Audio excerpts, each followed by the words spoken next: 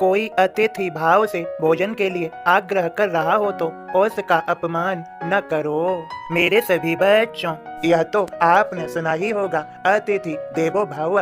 मेरे बच्चों, अब मैं तुम्हें समझाइए देता हूँ इसका कहाँ वर्णन है।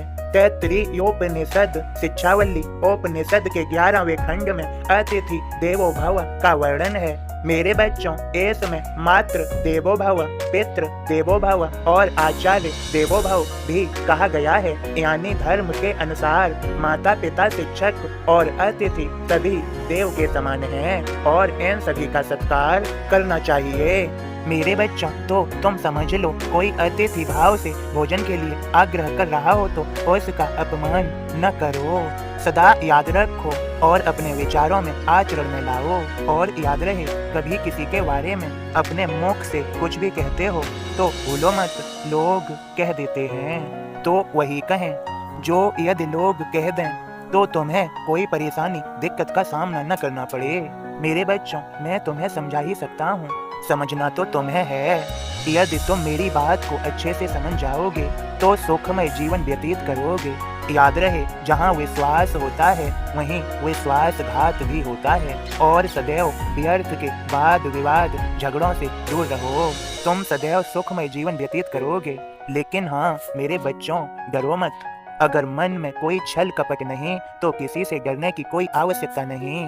अब मुझे समझो, शुद्ध हृदय से मेरी पूजा करने वाले को किसी अन्य सहारे की जरूरत नहीं रहती।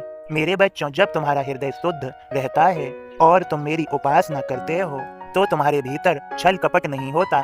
और जहाँ छल कपट नहीं वहाँ मैं हूँ, तो तुम्हें भला डरने की आवश्यकता नहीं है। अब मेरे बोध को सुनो और समझो।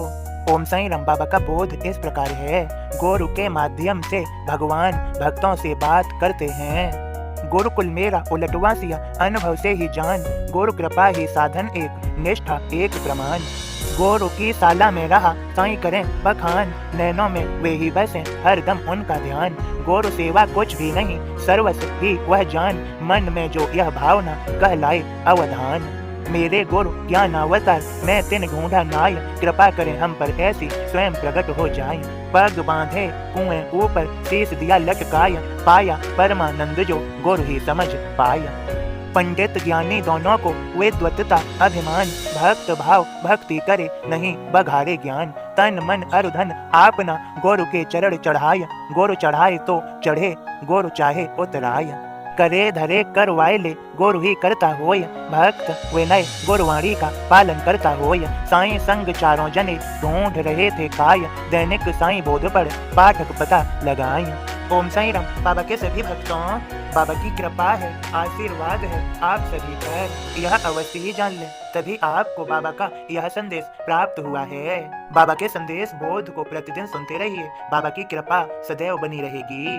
बाबा के सभी भक्तों, बाबा का संदेश बस इतना ही। आप सभी प्रेम से बोलें, ओम साईं राम, जय साईं राम।